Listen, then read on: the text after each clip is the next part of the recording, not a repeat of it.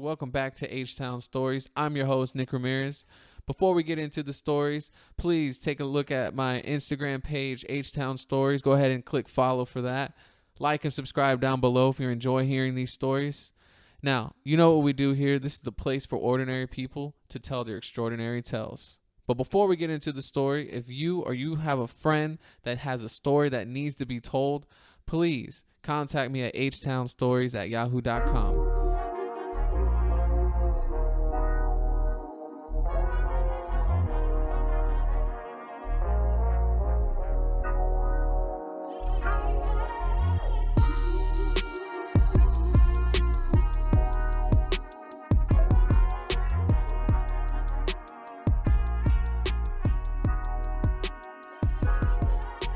Today's guest, a lady I've been working with for at least 7 or 8 years. Such a great teacher. She's been teaching 4th grade for about, what? Oh, gosh. 13 years? 13 years. And she is always just a wonderful person to talk to. Help me welcome my guest, Miss Judy Patterson. My fake applause as always, as I always do. So how in the world did you get into BTS and K-pop? Oh, that is my daughter's fault. Okay. I must say, when they moved down in 2017, that was a really not good year for everybody in my family. But as we spent more time together, she would talk about K-pop. And since her stepdaughter didn't move down with her, she had to have a watching buddy. Okay. So she would tell me about it, and she would play videos, and I would go, oh, I really like that song. And then I would watch it, and I was fascinated by the dancing. I mean, it truly fascinates me what they can do. Yes. But it's her fault. We do a lot of talking about K-pop. I've gone to an NCT concert with her, not because I brought the tickets for me and Kelly. It was for Kelly and her brother. He couldn't go, so I went. I said, okay, I'm going to be the oldest person there. Happily, I did not, because a lot of the parents take their kids. And it's just something that we enjoy. We enjoy talking about it, listening to. I like the slower stuff. You know, I have my my playlist, which is the slower. I do like the same groups that she does, and it's just something that we've bonded over. I was gonna say, it sounds like it's a great way to bond with your child, and yeah. still at any age, you want to bond with your kid at any age, and it's harder the older they get because the tastes change, your style changes. It's hard, it's tough, but it sounds like a wonderful experience that you get to have with her. It was. People make fun of me, and I go, "Have you listened to it? I don't understand it." You don't have to. No, it's just it is something for me that I can put on like when I'm working. Yes. And I just enjoy the music. I enjoy the time that we spend laughing about it, talking about it, making fun of different things. Yeah. And so I just look at the people and go, well, you don't really have to understand it to like it, because it is a different language. There we go. That's when my mic was messing up. Yeah, it is a different language. So, I mean, I could tell you, I have no idea what they're saying most of the time. But they don't sing in English, do they? Well, yeah, some of them do. Some. Here's the deal: when they do the recordings, they'll do. I call it color songs. I don't know if color songs. I don't know if that's the technical term, but what they'll do is they'll do the symbols, their words, and then they'll do English. And what they do is, as each guy is singing, they put all of that on there so you can read the English. Oh, that's really cool.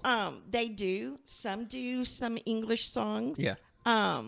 Most of it, and a lot of it, is a combination of both. As Kelly explained to me, sometimes there's not a word in their language that fits there, so they'll just put the English one in there. That's kind of weird. So you can hear it. It's a bunch of what is it, Korean, right? Yes, a bunch of Korean, and then just a random English word thrown in there. now they'll they'll Because do. I have no idea. I've never listened to K-pop at Oh, all. you need to start with EXO. I'm 'Cause just going to be an EXO promoter. here. What brought my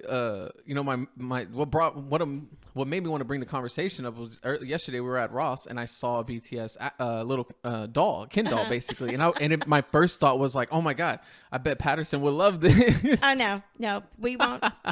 We are EXO, ATs, and NCT fans. I'm just going to put that out there. It's all of them. It's phenomenal what they do. It really is. But a lot of them, they do English at times, but most of them can speak Chinese and Japanese. It's amazing. Most of them have college degrees.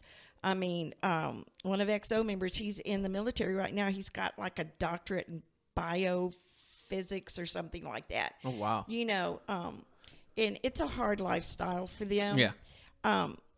But I think BTS is really popular here because they were promoted here a lot. Okay.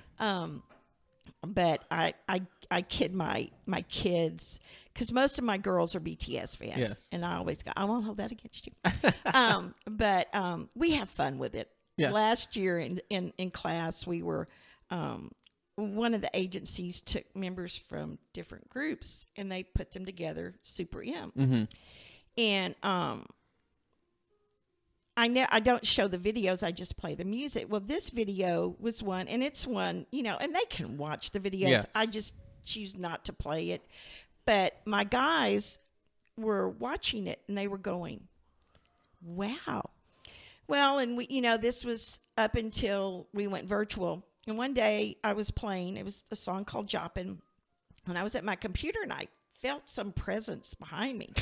I looked around and 3 of my guys were standing back there trying to dance like Super M, and I just said, give it up, gentlemen, give it up. But they laughed. We just had a good time with it. That's good. That's really good. And especially playing it in the classroom, giving the kids, we maybe want to push the mic down a little further.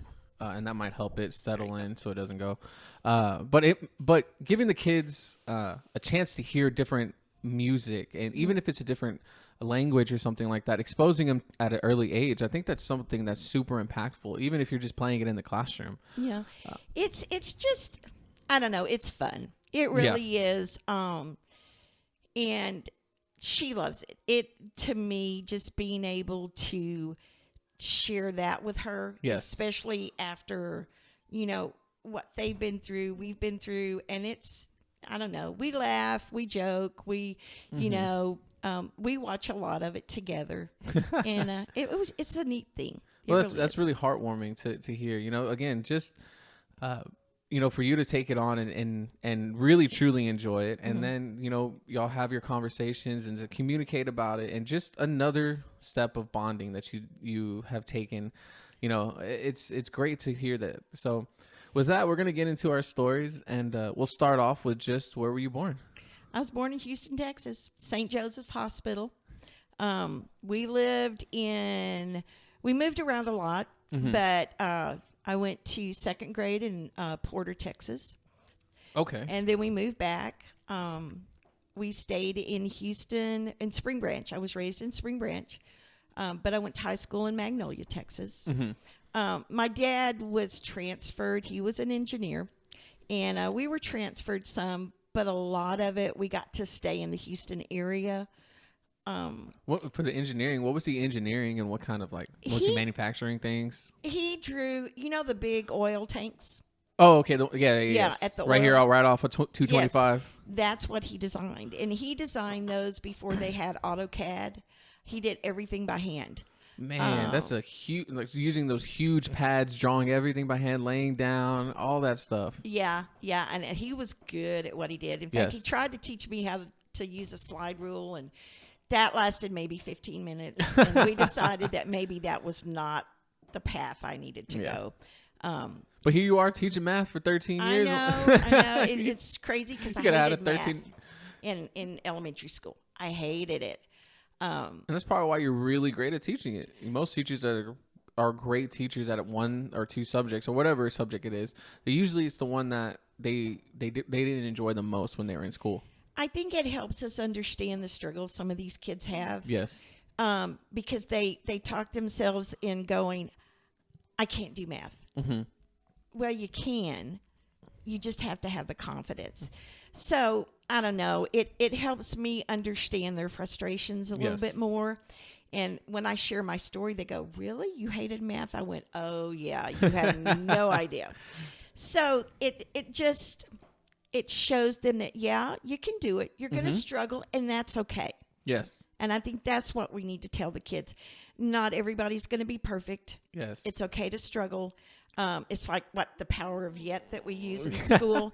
But it is a powerful statement for our kiddos. It is. And it's hard for some of our kids to conceptualize that power of yet, that it's okay if you don't get it right now. It's okay. You will get it eventually. Exactly. But eventually may come 10 years from now. It could come 5 years from now. It could come tomorrow. It just depends on the kid. It might be when you're an adult. It might even be. There's some and people you have out to there. take college algebra, it was not pretty or fun, but I made it through it.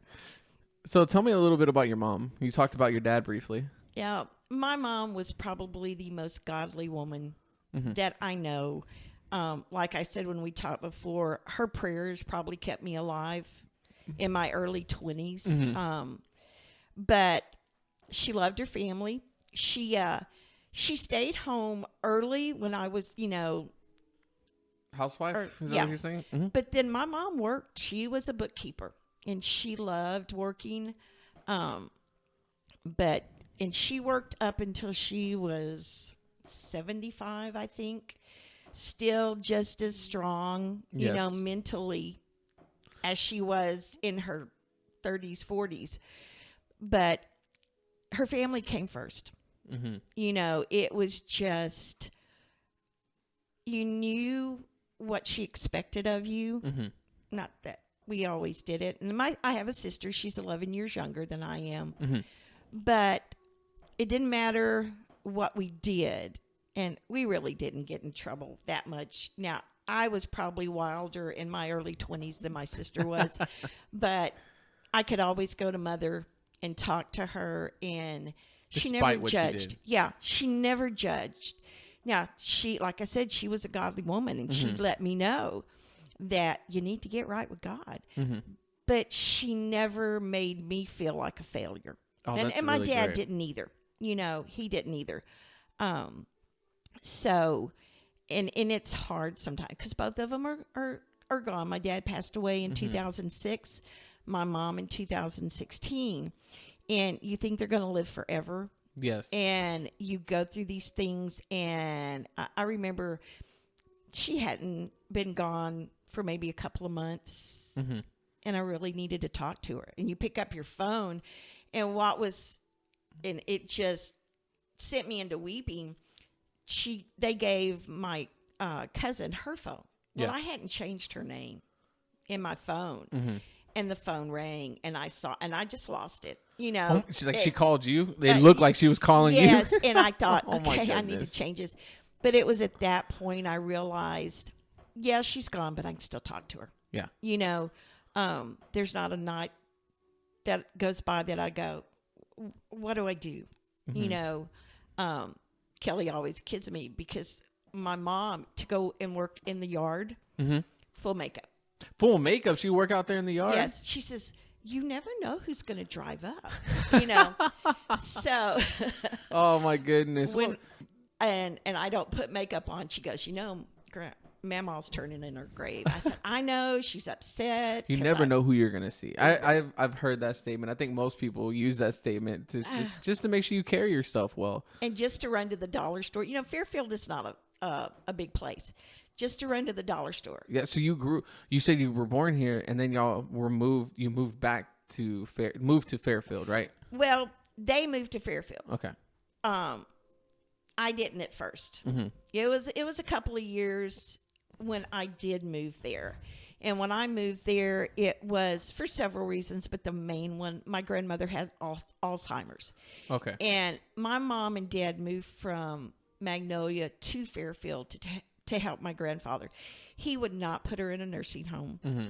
And we'll get back into that story in a minute. But that's when I moved there. The statement you said that I thought was really great was they were really good about not judging you.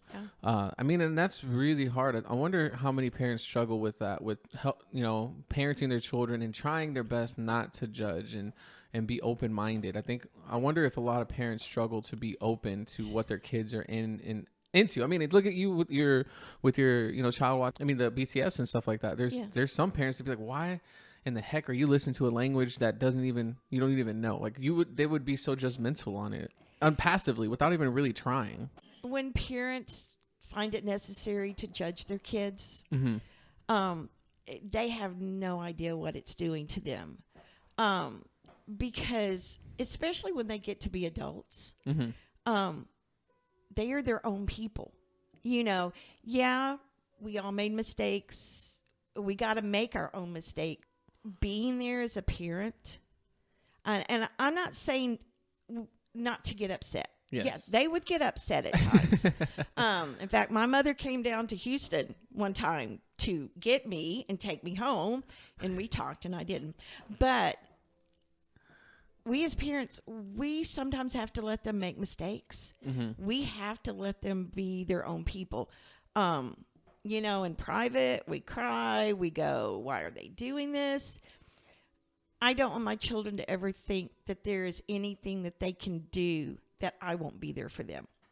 Because I know there was nothing. My parents were there for us anytime. Yes. If I had to call them in the middle of the night, I could do that. Yes. If I showed up at their doorstep in the middle of the night, they were up, what's wrong? What do we need to do? So we can get upset. We can wish they would do different, but we got to be there for them. Yeah. And just never giving up on them. Nope. So that sounds like you had a great model of what it was to be a parent, what it was to be in a relationship and all that stuff. So you told me a story about you being one of the original 21 Jump Street people. So if you can share with the audience of how did that originate? How did you end up doing 6 years of high school? People barely want to do 4 years, and you decided to go back for 2 more. Can you talk to us about that? My dad was a cop all my life, and there was a time he worked for the sheriff's department. Okay, so just to clarify, he's an engineer by day, and he also had a part-time job as a sheriff, or was he a sheriff, or was he just a cop? No, he was a sheriff. Okay. And what he did for the sheriff's department, he didn't get paid for. This was strictly volunteer. He went through the training and everything. Okay. But when I graduated from high school, I did many years ago. I looked like I was 13 years old, and when I graduated, it was during a time where your drug era, even though it had been around a while, it was beginning to go into schools just horribly. What year did you graduate high school originally? I graduated in 69. 69. Okay, so was that the summer of love kind of thing, like that era? Kinda, yeah. It was. I know when we had hippie day on campus, I'm going, that's not how we dressed, but that's okay. But one of the problems was the openness of drug dealers. It was the blatant, you can't do anything to me.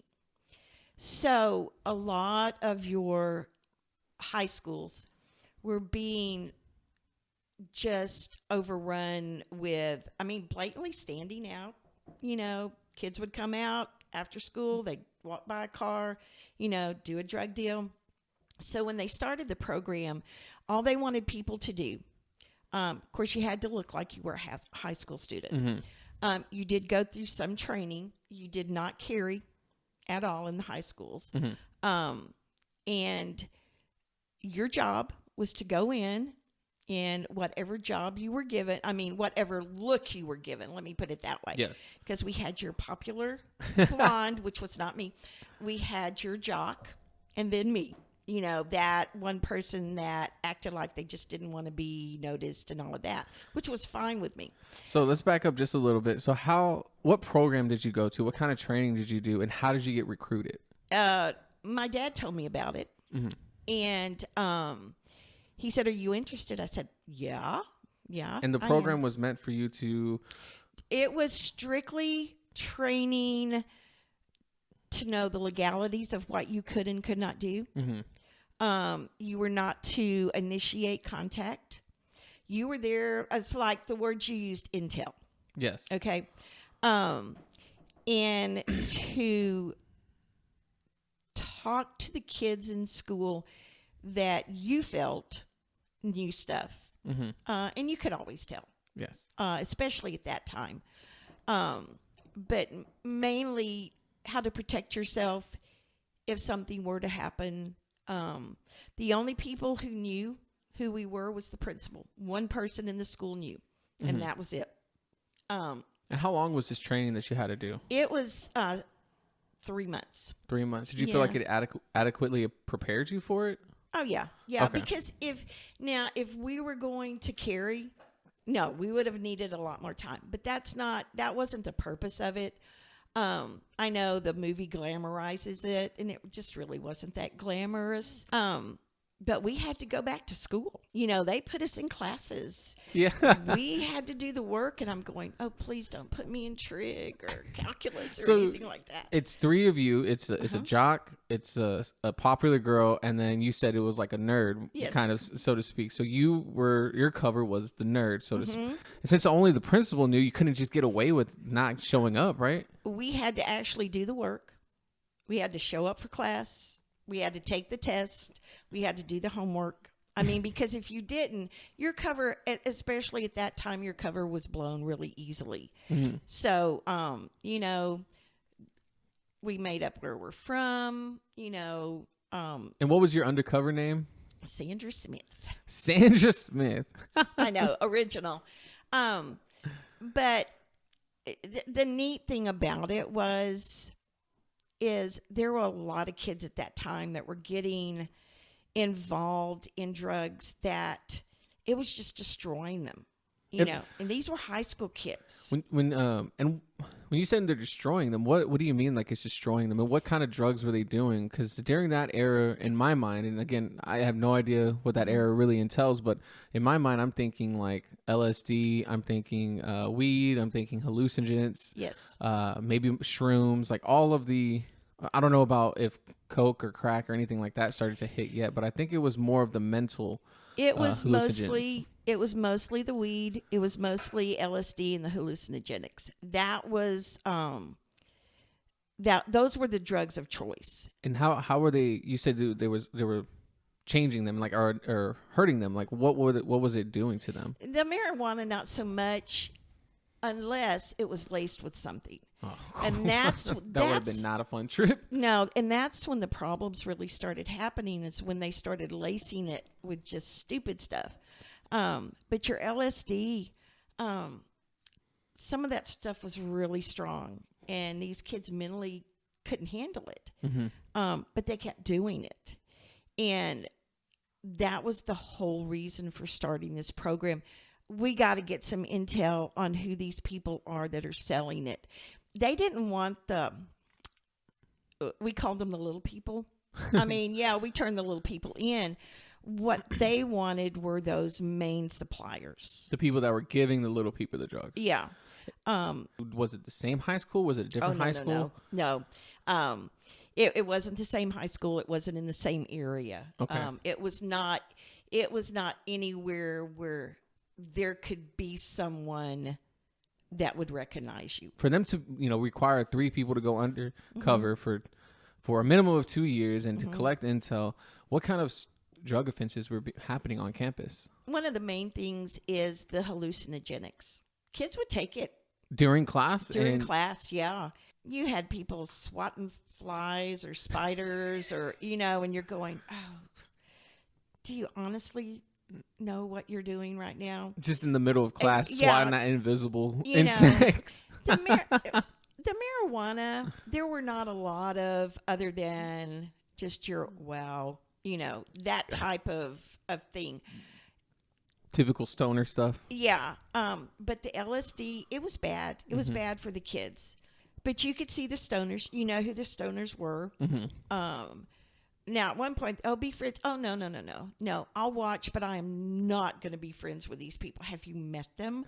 um, it was sad because this drug era just kind of ushered in everything else. Mm-hmm. You know, once you start with weed, then you're going to go to the LSD, then you're going to go to the hallucinogenics, then whatever is there.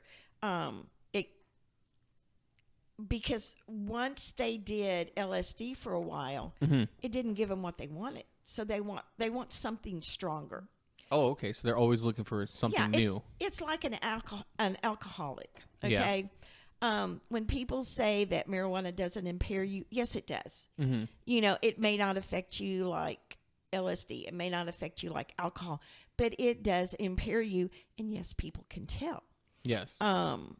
It was a sad time, Mm-hmm. but when they started sending people in, and no, we didn't always find out Yeah. who the main ones were. We did find out some, and we were able to help stop some. We stayed for about 2 years, and that was about it. Who was the ones being caught doing the drugs? Was it the jock, popular girls, or was it the nerds that were? It was those kids who were never noticed. Mm. Now, the jocks, you know, the popular, they bought the stuff. But it was those who, because they didn't want to be noticed. It's not that they were a nerd. It was just, there was the group that sold it in high schools. They just were quiet. They didn't do anything. They were like background kids. Yeah, yeah. Because it's your skateboard. No, it wasn't your skateboarders. It wasn't your kids who they did consider nerds. It was the kids that didn't fit into a clique. Exactly. Okay. Yeah.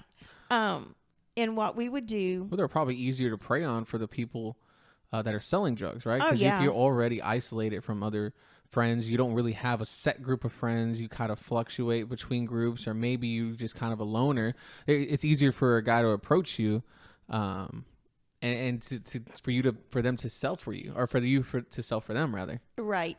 When we would notice something, of course, we were always reporting back. Every day we had to report back.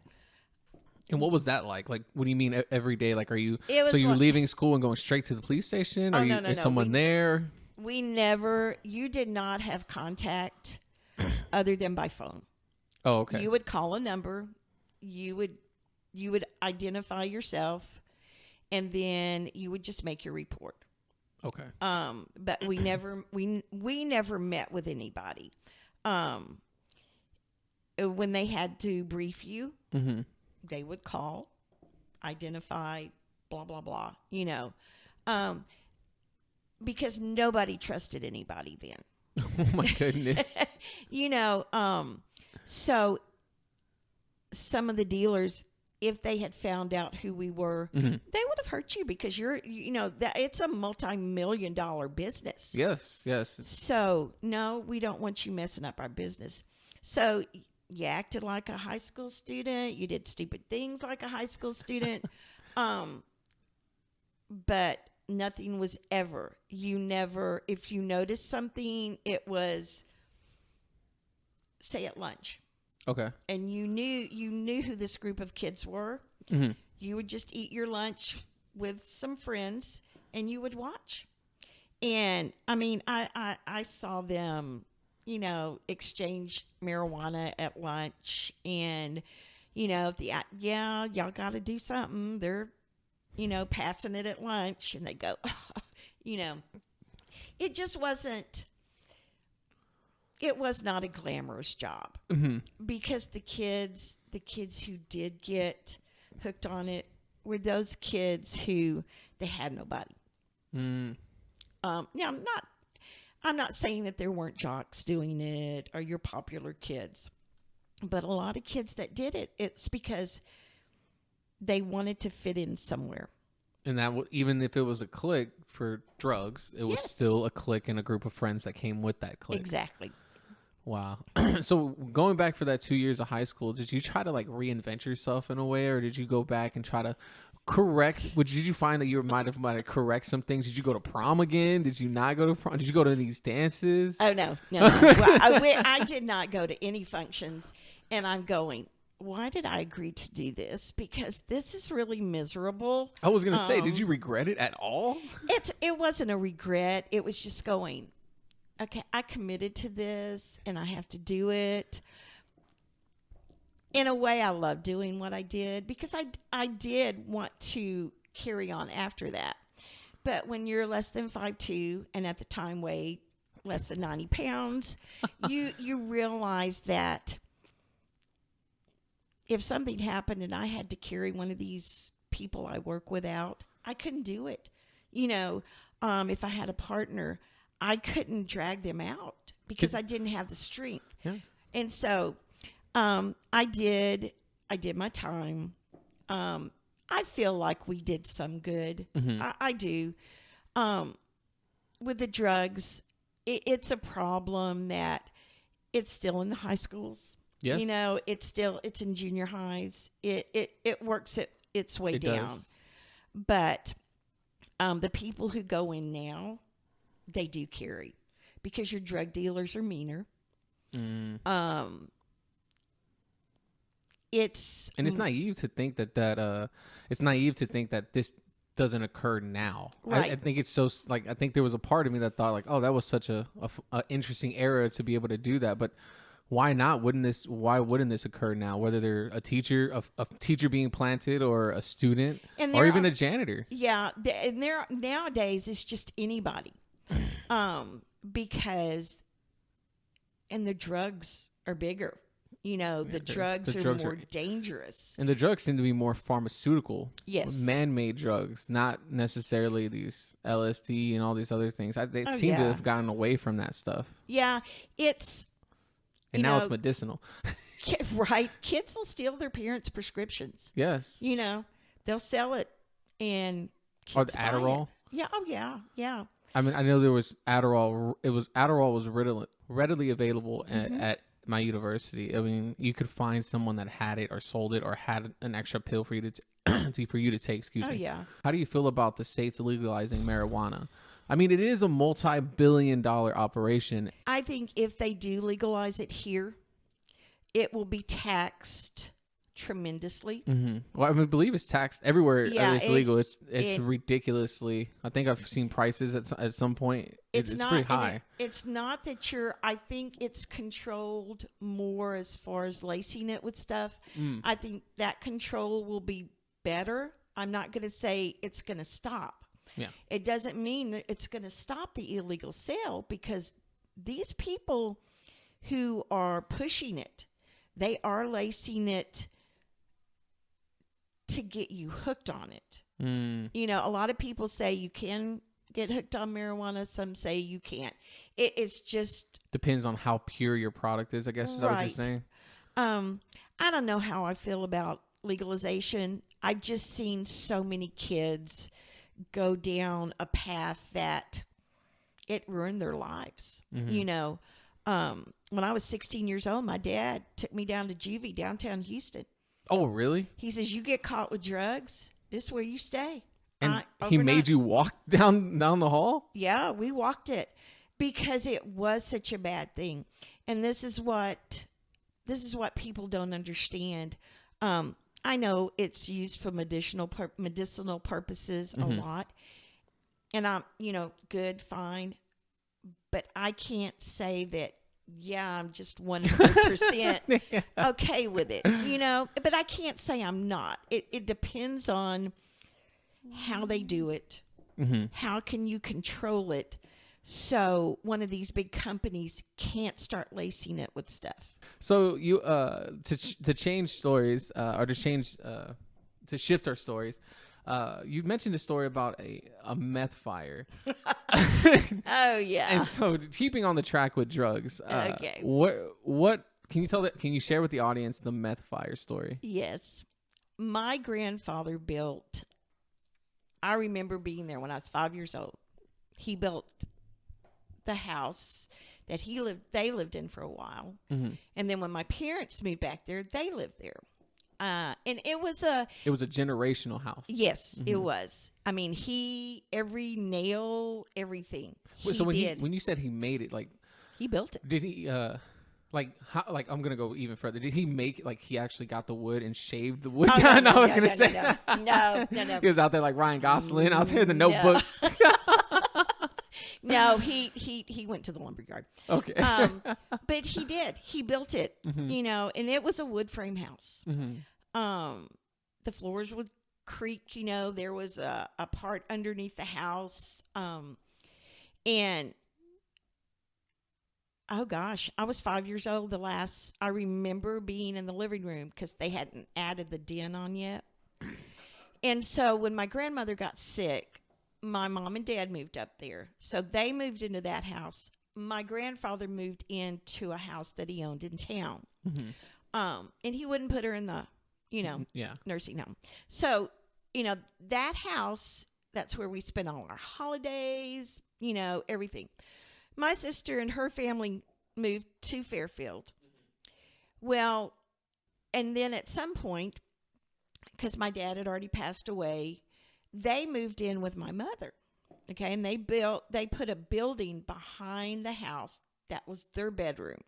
Okay, so they lived there, and then they moved. I think my cousin lived there. Both of my cousins lived there. And when my sister and her husband moved to Copper's Cove, Mother let my cousin move in. Okay. Bless his heart. That child has been in so much trouble. I love that phrase. Bless his heart. Bless his heart. It's never followed by anything nice. No. Well, but that's the heart my mother had. And when she passed away, I remember we had gone back to the house. I didn't go back in it. And Josh asked me if I could move, can we stay? I said, of course, that's what your mama would have wanted. I said, this is all I ask.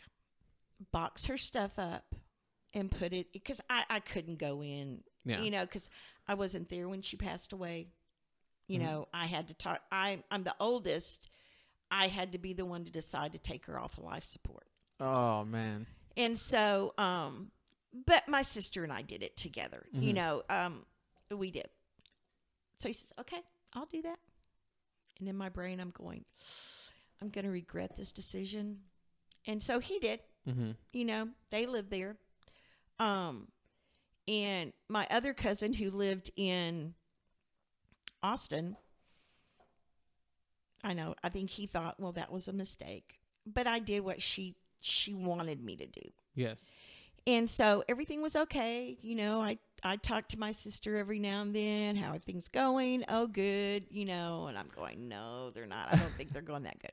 You just had an intuition that something was off, right? One night, I don't know where Kelly and I were coming from, but I got a phone call, and she calls me sister, has called me that forever. She said, are you sitting down? I went, okay, what's wrong? And I said, no, what's wrong? She said, the house burnt down. I went, what? She goes, the house burnt down.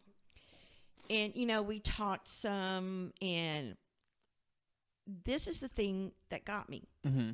It wasn't drug related. Okay. No, that's what she told me. Oh, that's what she told you. I thought. That was the first thing she told you? Yeah. Oh, my God. That is like when a kid goes, I didn't do that. Okay, they most likely did it. When you didn't even ask a question. I didn't even ask. So we got home. Events after that are kind of, because I'm going, my mom and dad's house is gone. That's what I'm thinking of. And so I think she called my nephew in Austin, and they were talking. And I don't know if he was talking about the report from the fire department, but they said it's inconclusive. They said it's inconclusive of how it started. Well, there was a witness They were right outside the city limits. In front of their house was the junior high, and then there was a neighborhood real close. One of the people that lived in the end house said, here's what I heard. I heard an explosion, and then everything went up in flames. And I'm going, damn it. I knew what it was. You know, I'm sorry. An explosion. Uh-huh. An explosion in the middle. And again, you're like in a more rural area than downtown or in a neighborhood or a suburban area. So an explosion, for them to be able to hear, and this house sits on what, half an acre maybe? 2 acres. Yeah. 2 acres. So for 2 acres, that's a huge distance for them to hear boom. Oh, yeah. So my nephew started posting all this stuff. It wasn't drug related. Y'all need to blah, blah, blah, blah. Well, I guess my nephew in Austin came that weekend to look at it. Mm-hmm. And there were still, I mean, yeah, it burnt to the ground, but there were still areas. All of the appliances were gone. All of the antiques in the house were gone. Nobody's saying that it was done on purpose, but it did. It started in the building, and we feel like there was meth cooking, and it exploded. Now they were not home, and there's 2 schools of thoughts on this. One, they were cooking meth high and left, and just didn't remember, or there was a deal that went bad that he owed people money, and they blew the place up. And did they get a settlement from this thing? There was no insurance. It's the fact that all of the photos, I have nothing left. I was about to say, so all of your memories. It's not like your mom and your dad had, or your grandfather even had our technology on our phone that could take every picture and boom, you have it saved to the cloud. You have it physical, and do that burning, it's gone forever. Everything is gone. That's where we spent all of our holidays with my mother and daddy. You know, my kids. Yes. That's where, when they were all little, they put on every Christmas, they did the manger story. Wow. You know, all the cousins and everything. Kelly always coordinated it. That was the hub where everybody would come collectively as a family. So you talked about your grandmother having Alzheimer's. Now, right before I moved back to Fairfield, because when I got through with everything I was doing, she was getting sick, but I also wanted to get away. And so I had talked to Mother and Daddy, and they were more than happy, you know, for me to move home. I started going back to school, not high school, but college. So so this is, you moved back to Fairfield right after your stint as the 21 Jump Street, yes. Right? You could see my grandmother. She wasn't remembering things. Like what kind of things? People, family members. Oh, okay. Yeah, or she'd get up to do something, and I don't remember why I'm up. So we knew something was going on. Her doctor, who had been her doctor forever, my grandfather took her there, and they did some tests, and he said it's the beginning. Oh. Because she had hardening of the arteries, and you know, Alzheimer's, they kind of go together. But you could see a progression. He would not, well, especially the nursing home in Fairfield. He would not put her in there. We talked, and I said, well, why don't I just move in with them and help? I can still go to school. And so I went to nursing school. The LVN program was 1 year. I went through the LVN program only to help him take care of her, because we had to do catheters, we had to do tube feeding, we had to do everything for her. I mean, that's an incredible choice to be able to do that. Just to say, you know what, I know I'm going to school for this, but let me switch it because I know that this is a skill that I need right now, and I kind of need practice on what we're doing because this is a practical thing right now for me. And you know, I was able to do that for a good while. When she became completely bedridden, I was able to take care of her. We didn't have to call in nurses.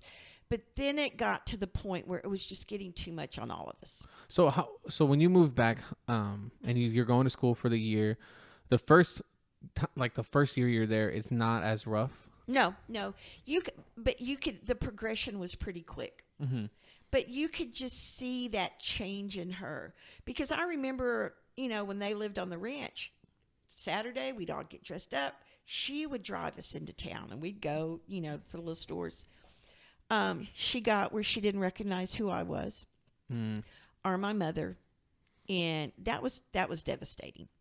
But then she'd call Mother, and she'd go, Ann, there's a strange man out on the front porch. She goes, okay, Mother, I'm on my way. And the mother'd get there, and of course, it was my grandfather. She had locked him out of the house. My goodness. But she didn't know who he was, And so Mother would have to calm her down. And here's how she got her to click. She goes, Mom, where's Dad? I think he went out back. Well, okay, let me go get him. So he'd have to go around and come in the back door for her to be able to click and be like, "Oh, that's who it was." Yeah. And would she at that time recognize that? Oh, it was a moment that I slipped. She had no recollection of what had just happened. Oh my goodness. That is really fast. Well, and the dangerous part was her walking. Okay. What we would do, and their kitchen was really easy to get to. There was no clutter or anything, but I'd leave just stuff on the counter so she could be busy. Mm-hmm. And one day she had walked in there, and she was just, she was busy, but all of a sudden she just went back. And that was the day we had to stop her walking anywhere without help because she was losing her balance. Yeah. So she's standing. So what would you leave on the counters for her? Like a plastic plate or a plastic cup. Mm-hmm. And she would go wash them. Now she might wash them 5 times. Oh my gosh, 5 times? Yeah, we might leave several. Is this something that you learned in your schooling, or is this something you learned kind of by just watching her? Just watching her. She had to have something to do, and that was something she could do. Sometimes I would go in there with her, and we would make toast. I didn't let her touch the toaster, but I'd have a plastic knife, and I would let her put the butter on it. Wow, that's such patience, She, just the little things until there was the point where she couldn't get up anymore. Mm-hmm. She didn't know where she was. She didn't know who any of us. She had so many underlying things that was wrong with her. Mm-hmm. The hardening of the arteries is probably that part. The dementia, excuse me, that happened really quickly. Mm-hmm. She just kind of lost it. Oh, wow. Excuse me. But it's when she got bedridden because she couldn't do anything. I mean, now we did sit her up. A little bit closer to you. We did. We would get her up. We'd sit her in her chair until she just couldn't. She didn't have the strength to sit up anymore. When it got to the point that it was just too much for everybody, then we hired people. Mm-hmm. And my grandfather talked to me. He says, "It's time for you to go to school." He said, "You've done what you needed to do." Mm-hmm. And we did. We hired a lady during the day and then a lady at night. And they did everything for him. In fact, we still, I still, every now and then, when my sister goes there, she'll run in to them. Oh, wow. They'll ask how the family is. And then they were just wonderful, patient people. And with him too. My grandfather could be hard, but, and then she just finally gave up the battle, It was a blessing. Yes. It was, because she was, but you knew if she didn't like something, she couldn't talk, but she could cut those eyes at you. Or if she thought, if she was playing, she would play. And she would just grin. She couldn't move, but it was just like, if you needed to turn her, she would stiffen up, and then she would just grin because she was playing. But if she didn't like what you were doing, she'd cut those eyes at you and that facial expression. So I think that was what was hard for him, because he did see that. He saw the progression of his wife, right? Yeah.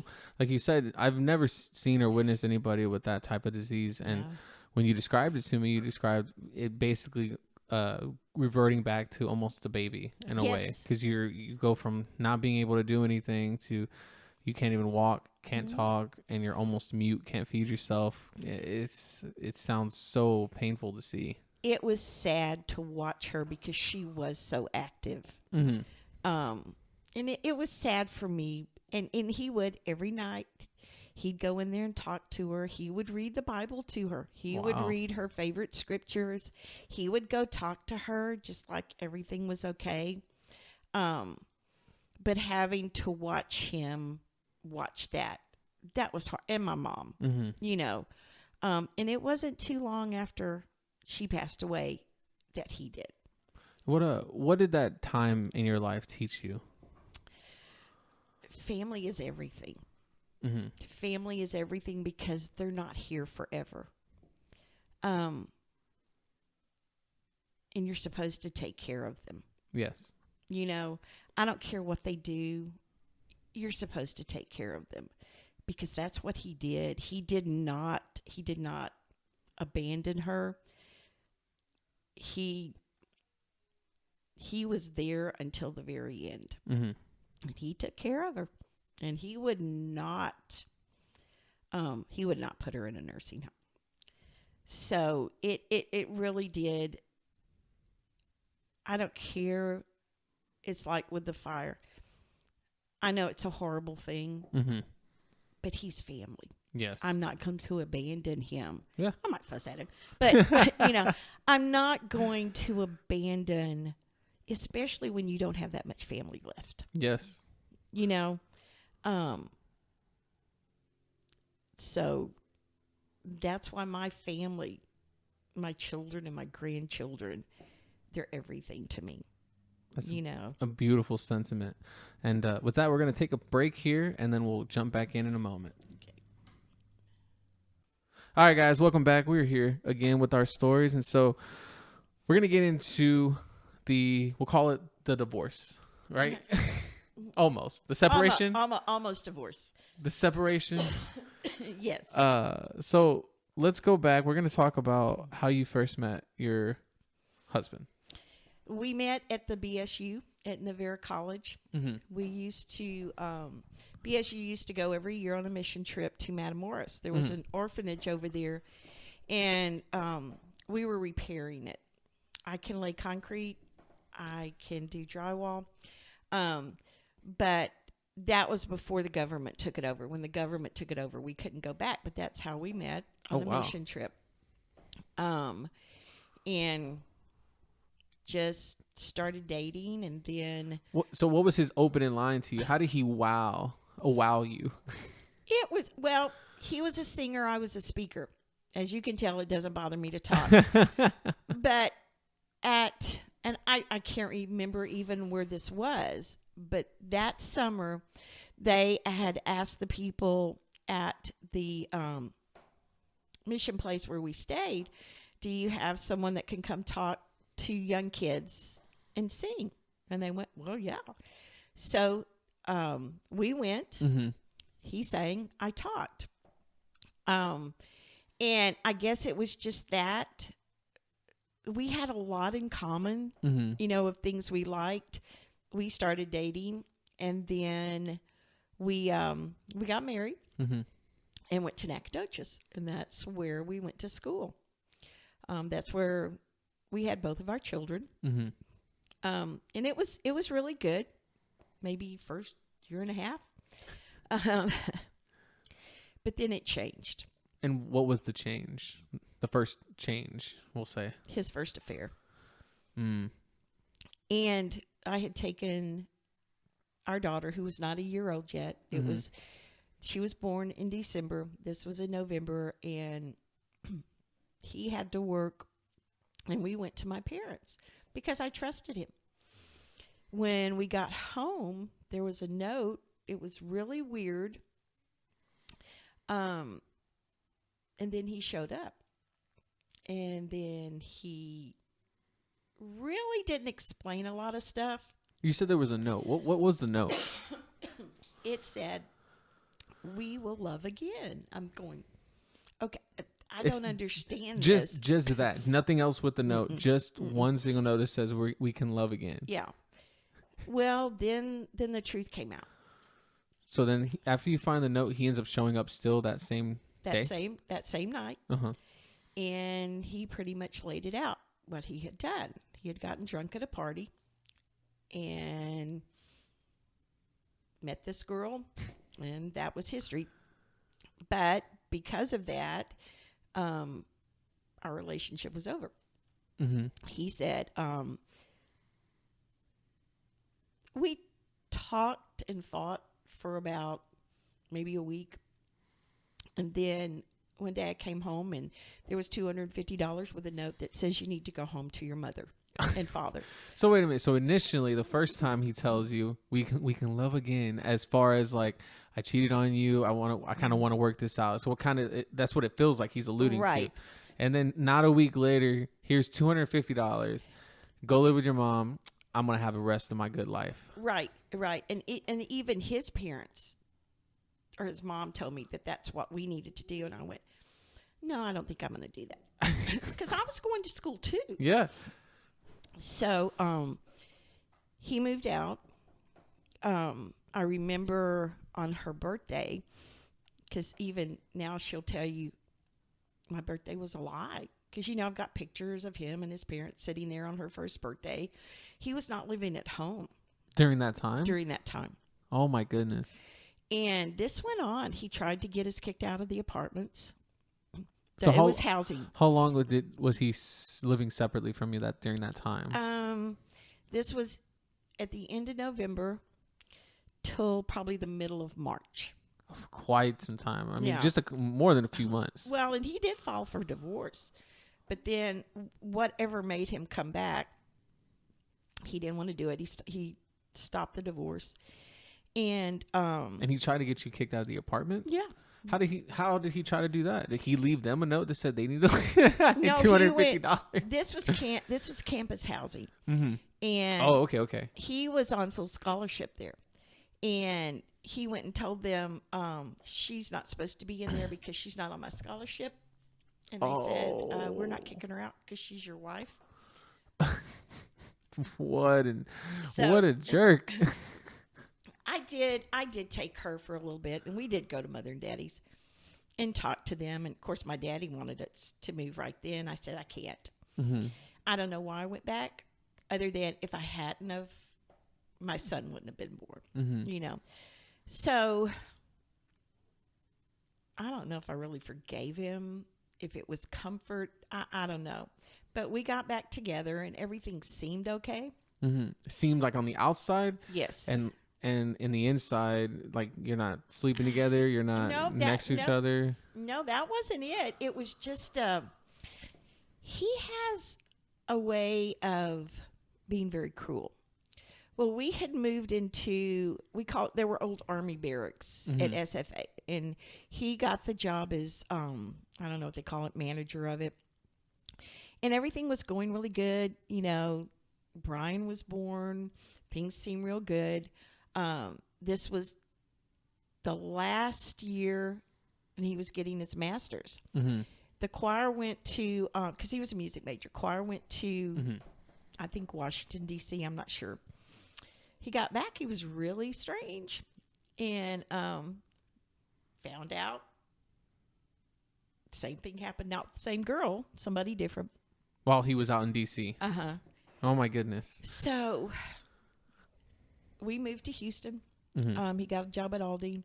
We moved to Houston. So when you find out that happened again, how did you handle it this time? I'm a yeller when I get mad. I didn't know what to say or how to feel, really. Mm-hmm. because there was a part of me going, why am I staying? You know, other than I had not finished my degree yet. Mm-hmm. You know, I didn't want to take my kids and go live in Fairfield. I'm sorry. I just. You did not want I that kind of did upbringing not. for them. And I think that's why I didn't leave.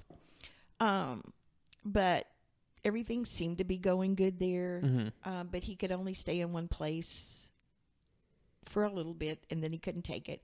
So we moved from Aldine to Corsicana, which was where he was from.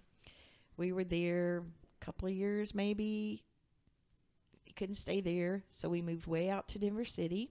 And so it's a pattern, right? Like Oh, he yeah. would be in an area. He was able to get a job pretty quickly. What it sounds Mm-hmm. like.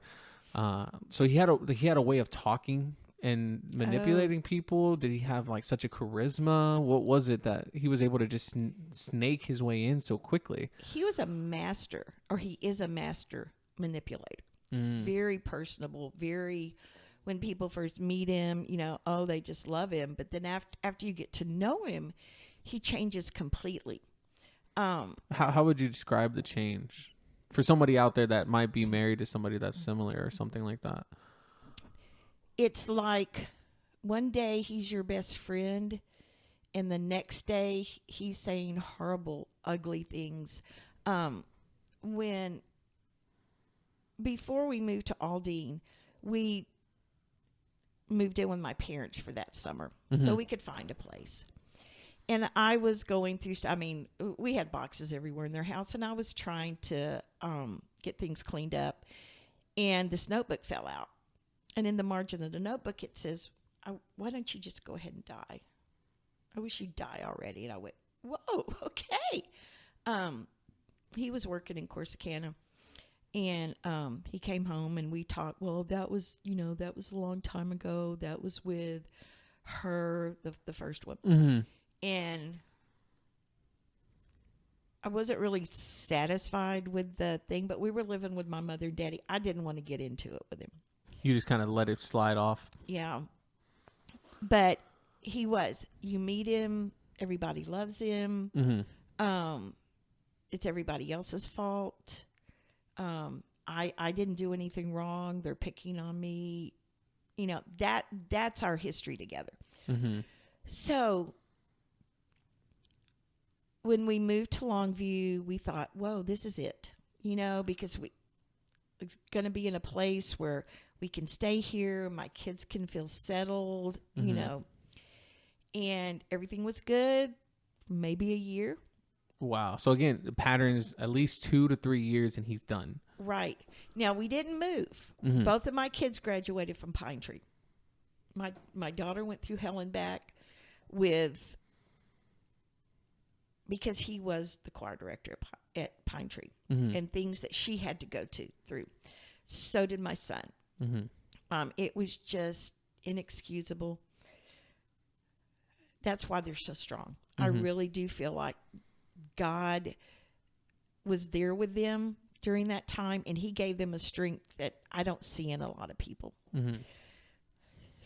She graduated in 2002 there was a show group that he had called PT Express. And I was kind of going, why are your parents here? I don't remember you telling me they were coming.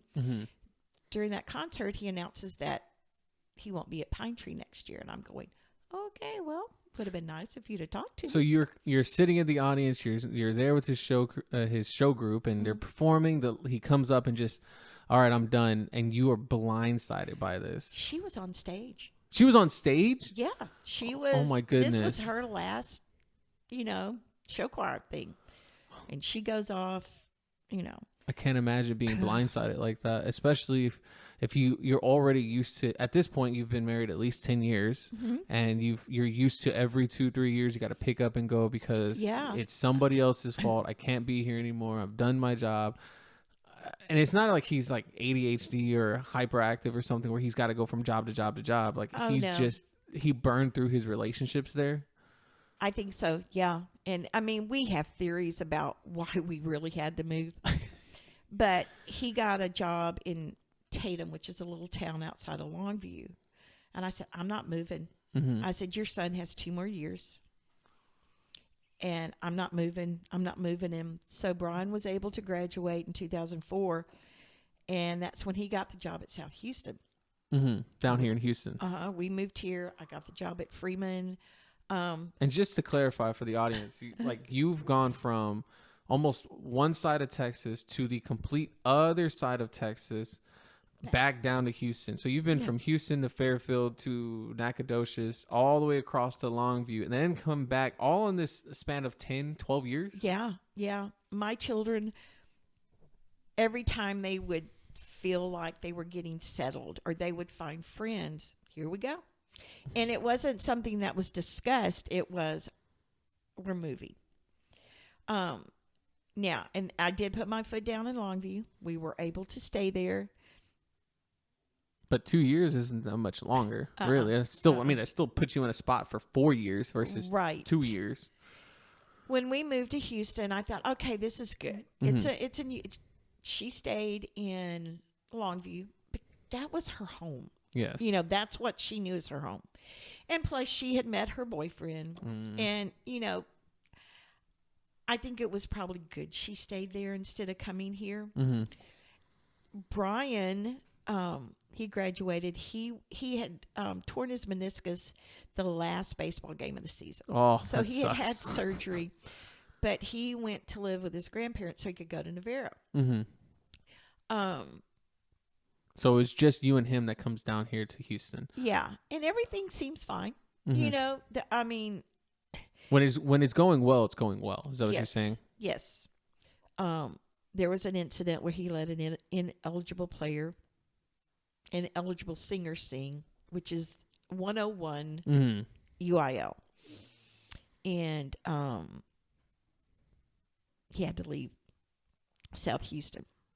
And that right there was the beginning of the end for us. It was the cruelty that just I couldn't handle. You know, I'm going, how can you say that to somebody you supposedly care about? But it wasn't just me he was saying it about. It was his children too. I gave up a lot for family and spouse. But isn't that what you're supposed to do? Yeah. Y'all got a lot more from me than y'all deserve. Okay. And those were just some of the things that he said about me and wrote about me. I won't even, you know, say because they're so horrible. My deal was, it hurt me to the core, especially the last time he left. He left on December the 26th, 2017, between 12:30, 2:30 in the morning. For the girl that he had the affair with the first time. I didn't know this yet. For the okay, that's like a 15, 20-year gap between? Yeah, she found him on Facebook. Oh my god, dang that Facebook. They knew. And here's the funny thing. And now we can laugh and joke about it, and I'll tell you some funny stuff in a minute. But he would talk to her in my backyard. And they didn't know at the time. And so they were at our kitchen window because he was right there, or our dining room. Oh, my goodness. And Brian goes, do you know who he's talking to? I'm not going to say her name. I probably should, but I'm not. Anyway, she goes, well, it's somebody named so-and-so. He goes, well, if it's the one I'm thinking about to clean it up, we're screwed. And sure enough, it was. So, because your kids were aware of the incidences. Yeah, but not by me. Oh. By him. Because he would tell them? Yeah. He told, in 2015, he started texting my daughter about somebody who's 23 years younger than him that he was just so in love with. My daughter. While he's at home with you. Oh my God, the absurdity of this. He told my son about it when we lived in the apartments. This was before we moved in the house. And yet him and his family kept saying that I shouldn't put them in the middle. Whoa, hold the phone. I would have taken it to my grave. Yeah. I really would. So they didn't say a thing. until December the 26th when he left. Did he leave a note this time? Oh, no. Not only that, but he took my car. They had gone to Christmas with his family. Here's the funny thing. We had taken our dogs with us every year, but this year we couldn't take them because his sister's husband was allergic. I'm thinking, well, they've been there all the time. But I said, okay, I'll stay home. They go. Not only did they help him leave his family, they gave him money to leave his family. So they knew this. Okay. So wait, his parents? Oh, yeah, and his sister. But they came to the house, they packed up his stuff? Is that what you're saying? No. They just gave him money so he could get a hotel. But what you have to understand are the lies that he told. Okay, so what lies is he telling them? Well, first of all, he told them we were already divorced, and which we're not. It's terrible. And in stories that were just, how horrible that we were always fighting. In fact, he said that to Kelly, and she called Brian, and Brian goes, no. He is a master manipulator, and the lies are just unbelievable. But that morning, he gets up. Oh, they came back, and we had gone to the store because we had to finish Christmas shopping. And his suitcase was still in the car with his overnight. I said, okay, why is it still in there? Well, he gets upset. So here's what he had done. He had taken the big suitcase, packed the little suitcase, put it inside the big suitcase. I know you just can't make this stuff up. Oh, you cannot write this. And so what he did, he went out there, he brought the overnight bag in and the big suitcase. Well, I didn't lift it up. I didn't look at it. Yeah. So he kept saying to this Christmas has got to be the best. Okay. Well, it was about 2-something in the morning on the 26th. I had gotten up. I looked outside. He went outside, and my car was gone. I woke them up, and so he wouldn't answer, text, or anything. Well, sometime that morning, she called his family, and that was just a fiasco, and some pretty ugly things were said to her. But he finally texts me and goes, I'm gone for good now. Okay. And that was it. That's what he said. That's what he said. Then she told me who it was. And how did they find out about that? Because of the conversations he was having? Oh, yeah. He was very open. He hid nothing. Plus, they may have gone through his Kindle, which was a good thing. And that's what got smashed in the garage.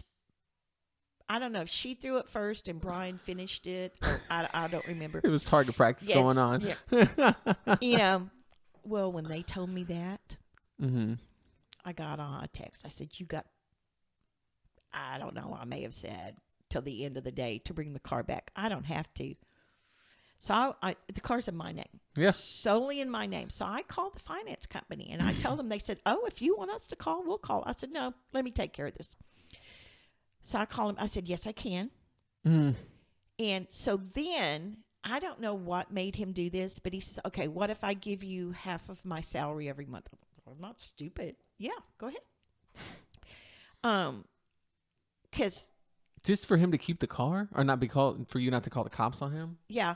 Well, but his phone was the phone's in my name. Everything is pretty basically in my name. Okay. And he wants to leave you.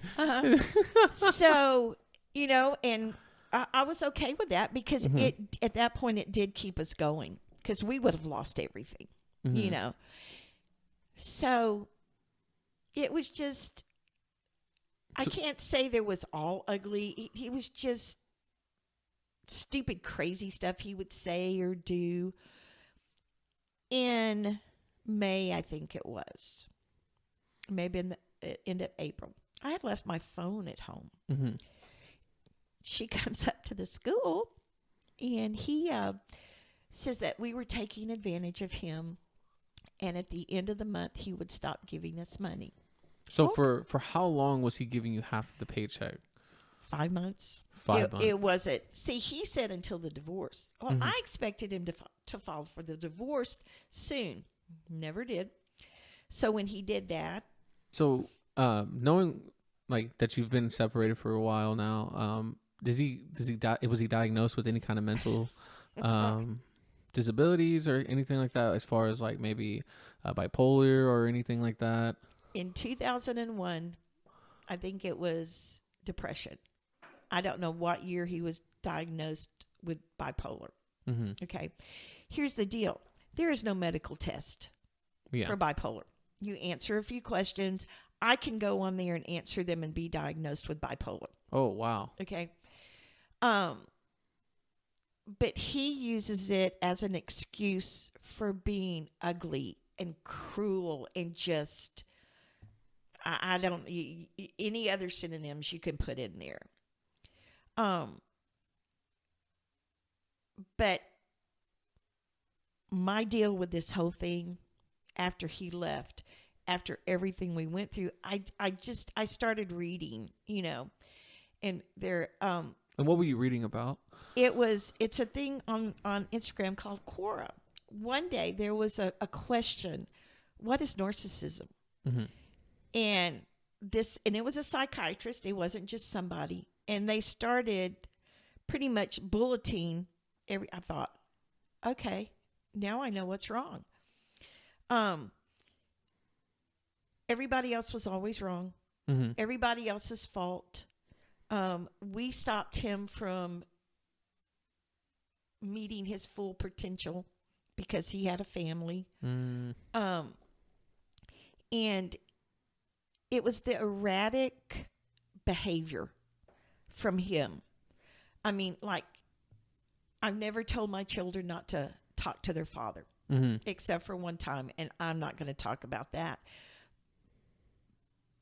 But that's their father. Okay, I would never do that unless I felt they were in danger. But it's the things that he has said to them and the way he's made them feel like they've been in imposition, and she's tried. She keeps in contact. She lets the kids see him and all of this. We found out that for 2 years he wasn't on any kind of medication because his friend told him he didn't need it. And that explains some of the erratic behavior, other than he's very calculated and he knows exactly what he's doing.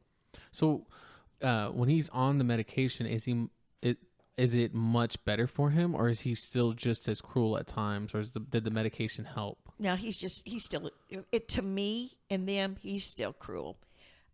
If you cross him, if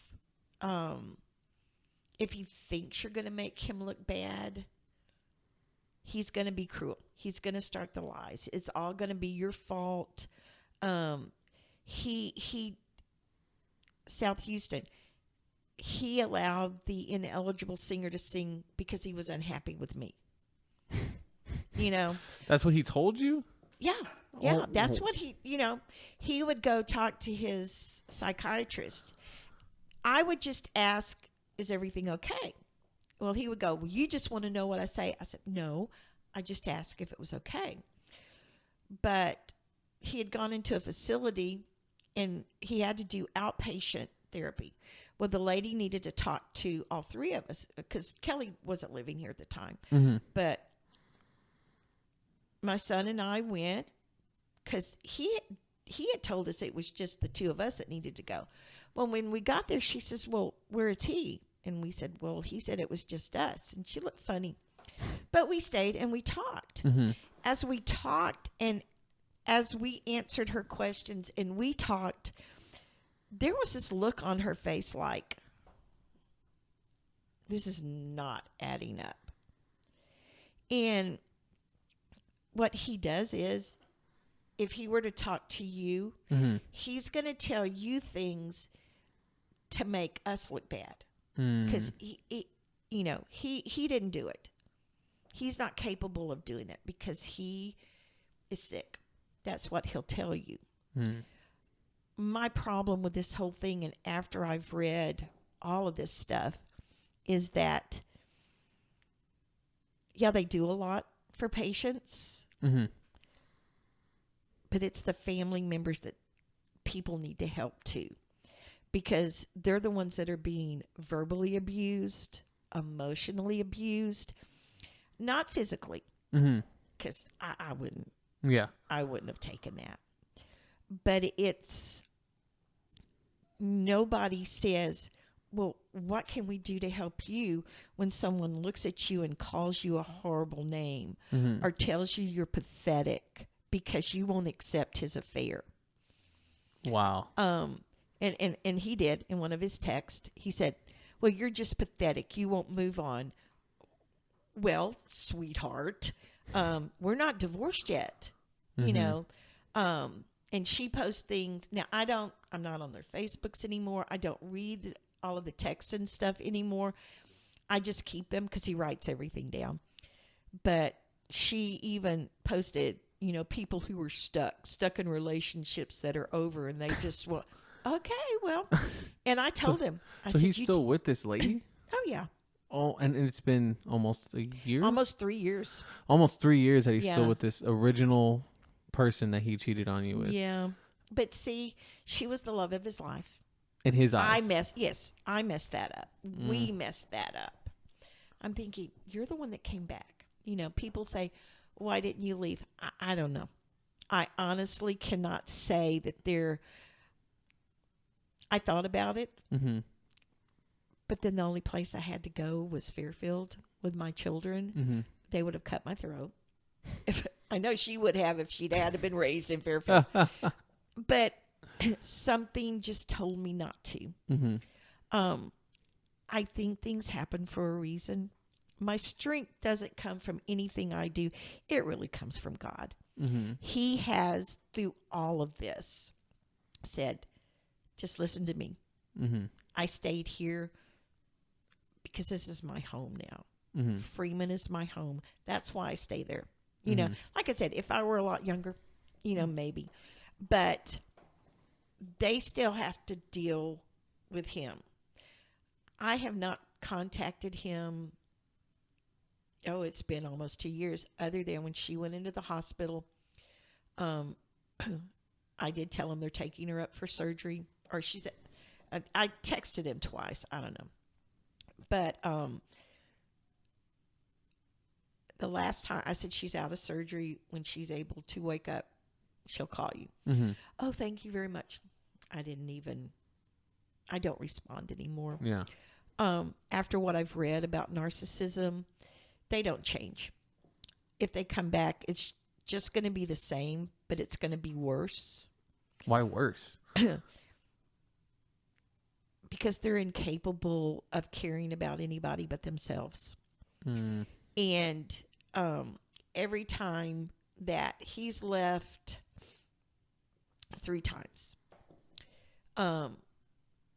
the time when he was at the private school, that's when he really got just ugly and hateful. And I remember he came back on Christmas Eve because he didn't have any place to go. Mm-hmm. If you'd have seen the hate in his eyes, and I'm thinking, whoa, I don't need this. But you still feel like, you know, this is my life. Mm-hmm. This is my family. When he first left, I thought, I don't know what I'm going to do. Yeah, it hurt because of who it was. Mm-hmm. It would have hurt no matter what. But seriously, you're going to do that to me again with her? Yeah. In my car. And my car. Your suitcases, most likely. Yes, they were. Oh, my goodness. But the more I read, and then you had people talk about their experiences, I thought, I don't have to put up with this. Mm-hmm. Okay? I don't have to wake up and go, oh, what mood is he in today? What mood is he going to be in? He actually told his daughter, I didn't want you here in the first place when they moved down here. Can you imagine? Wow. And we wouldn't be able to listen to our K-pop and watch our videos. Yeah. What can I say? But he he had to control everything. They knew what was going on and who. I remember the time he had come in, and I said, "Have you been drinking?" No. And then he talks to her and says, "Yeah, she asked me if I'd been drinking, LOL." Kelly poured all the alcohol down the sink. He got mad. Well, that's disrespectful. And I'm thinking, who are you talking to right now? Who's on the phone? Because you're not talking to me. Right. So there's no sense of guilt at all inside of a person with narcissism. Yeah. I don't believe that they're capable. They're not going to change. And no form of medication or therapy you think is suitable for, at least for his case? That I don't know. I just know that, and the things that I read are by psychiatrists, doctors. I have read, I do read people's experiences because it does help. But we don't have to put up with that. I don't need anybody. I don't need, and this is going to sound horrible, I don't need a man. Okay? If you don't want to be with me, fine. You go. I'm going to live my life.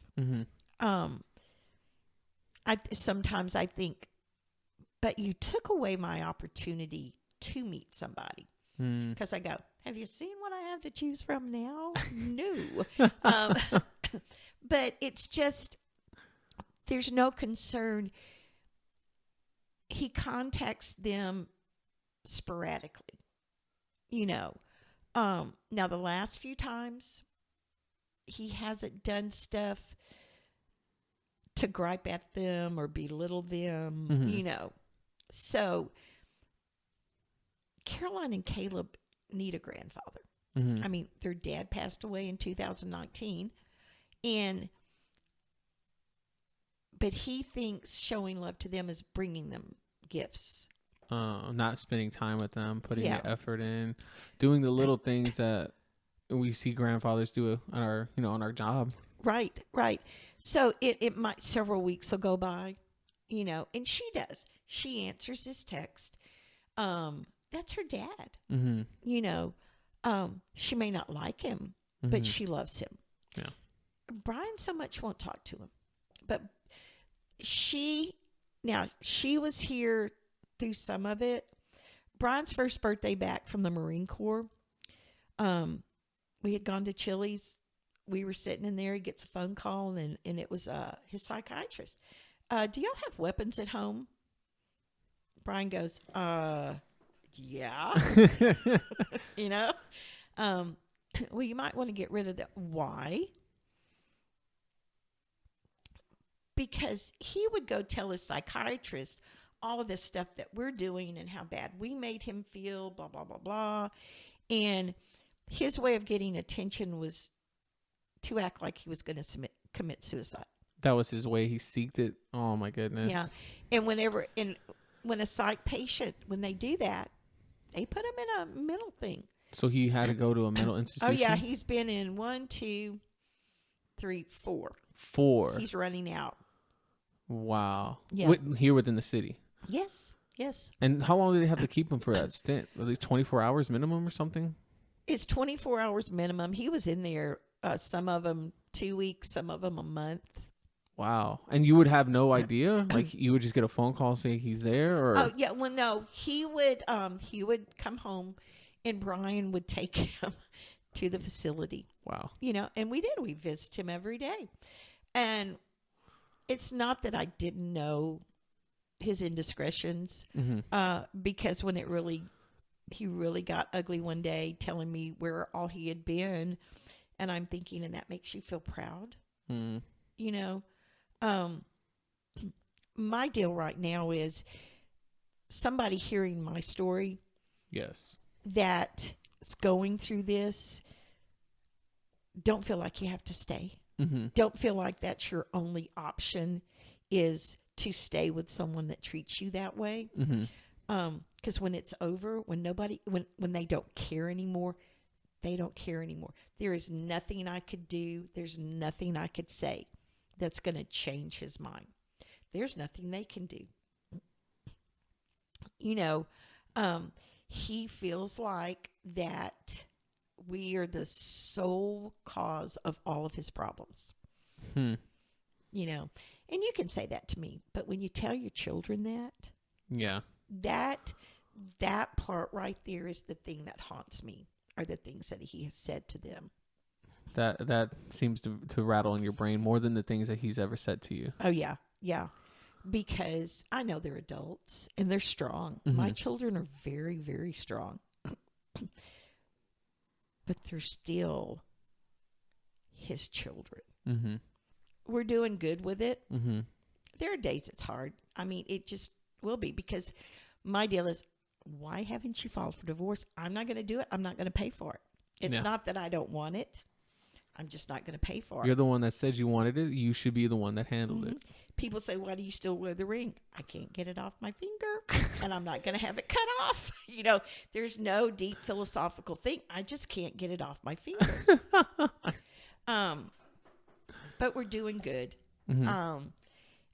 I just, it's something I wish that would be brought out more than bipolar.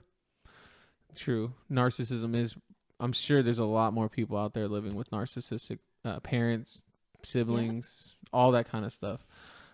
So we'll go ahead and wrap it up here. If you could, as always, I always ask my guests that are first on, what is a life lesson you can share with your audience, with the audience? Take care of your family and trust God. It's hard.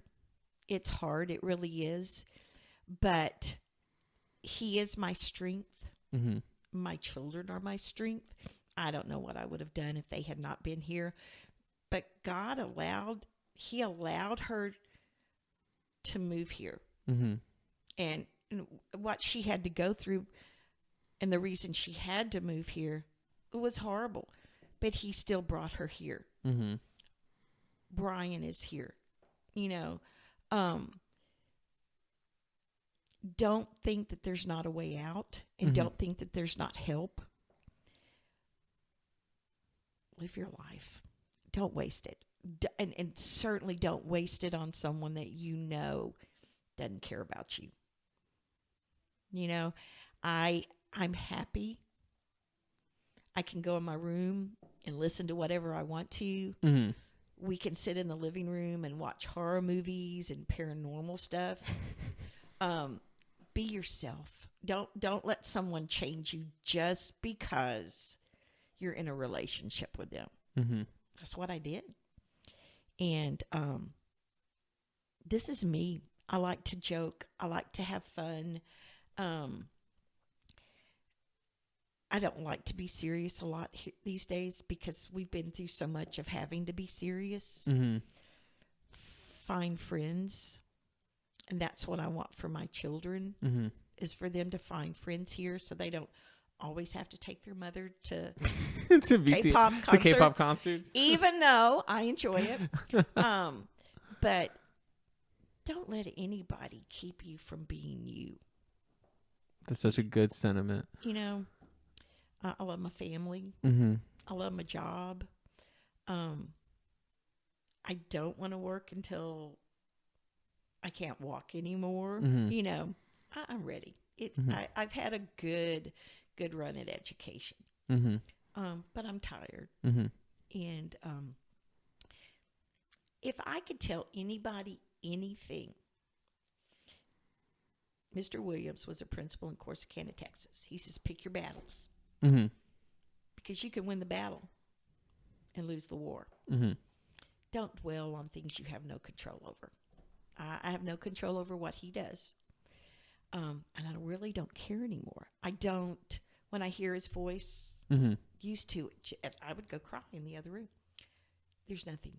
Oh, wow. I don't feel happy. I don't feel sad. It's just like, you're indifferent to it now. I got this. Mm-hmm. You know, I don't need you anymore. Be true to yourself, but your family too. Don't abandon your family. Mm-hmm. You know, I just, that's a biggie for me Mm-hmm. right now. So Well, thank you for coming on. I enjoyed it. really hope you enjoyed it. I enjoyed this conversation, and it's been great to get to know you a lot more. And I look forward to maybe having you back on again. And with that, guys, and if you've listened to this long, I appreciate it, guys. And as always, thanks for listening. Like, subscribe, do everything you need to do to get this thing going for the algorithm. And until then, see you guys next time.